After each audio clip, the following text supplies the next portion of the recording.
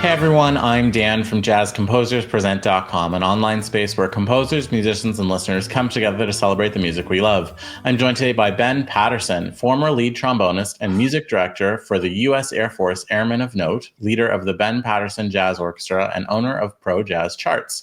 Ben is here to show us how keeping it weird can help avoid the boredom of repetition. Hey everybody, thanks for having me, Dan.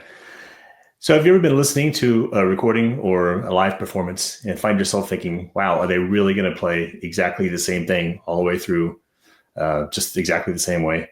I always find myself personally tuning out or reaching for that fast forward button. And, as a writer, the last thing I want is for somebody to be reaching for the fast forward button while one of my arrangements is playing or tuning out during a live performance. And so I never want my music to come across as boring or repetitive. And that's why I utilize the technique I like to think of as making it weird. I know it's kind of a funny title, but I believe once you clearly state an idea, most people will remember it and hold on to it. So on reiterations of the material, you can add a twist to keep it engaging. I know this is not really novel, but the twist alone won't work. It needs the untwisted material first to set it off. That's very important. So you can use most any musical devices for your twist. And if you look at this slide here, change the rhythm. You can change the bass notes or the harmony. You can add counter lines. You can stretch or compress the melody or the harmonic rhythm.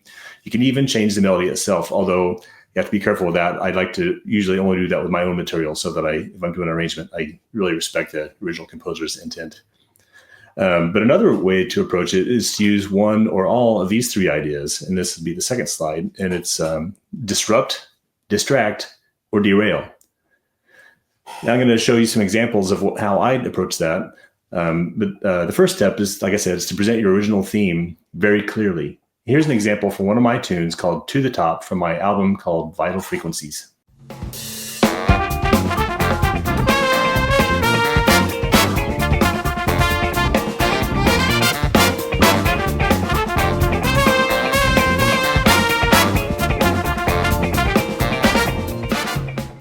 All right, so you have the melody, and a typical variation for a second A might be just to give the melody to another set of instruments, and that's totally valid. And in fact, I do that, but I didn't feel it was enough in this case. So for the second A section, I used the disrupt, distract, derail method. Let's take a listen to that.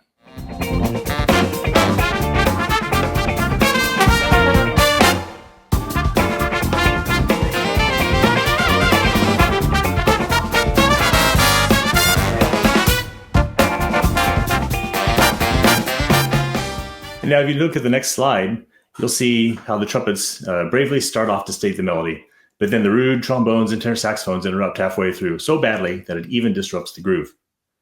Now the trumpets kind of try to continue again with a fairly benign reiteration, but then the saxes distract with some totally non-related material. It's frankly more interesting, I think, but it wouldn't have worked without the now passé original melody being stated the first time in the first day.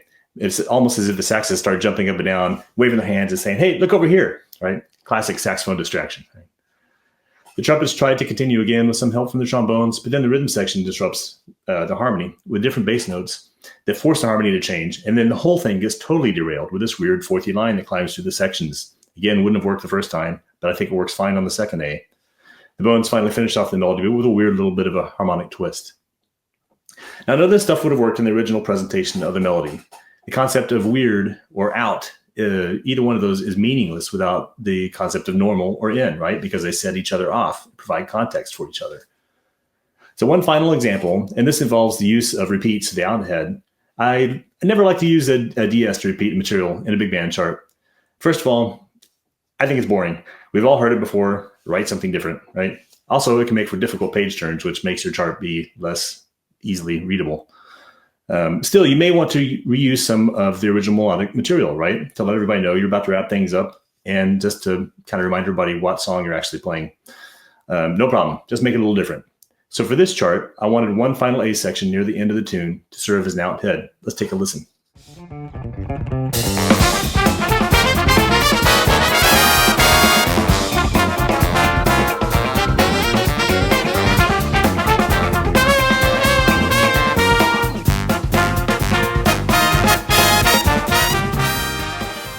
So as you can see, it starts off pretty normal melody, but then right away, new material gets quite disruptive. The bones have a slight harmonic variation of the melody before the saxes distract again with some material that hasn't been heard anywhere in the chart before, making it kind of weird, right? Then 2 bars of the melody, just like the beginning, before some weird transitional material that launches the chart into a whole more exciting coda.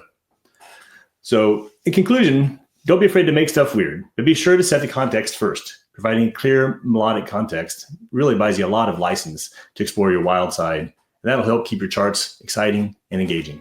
Thanks for watching today's mini lesson. Be sure to like, share, and subscribe. Drop any questions, comments, or suggestions for future videos down below. To watch our full-length events and participate in live Q&As with our presenting artists, head to jazzcomposerspresent.com. Thanks, and we'll see you next time.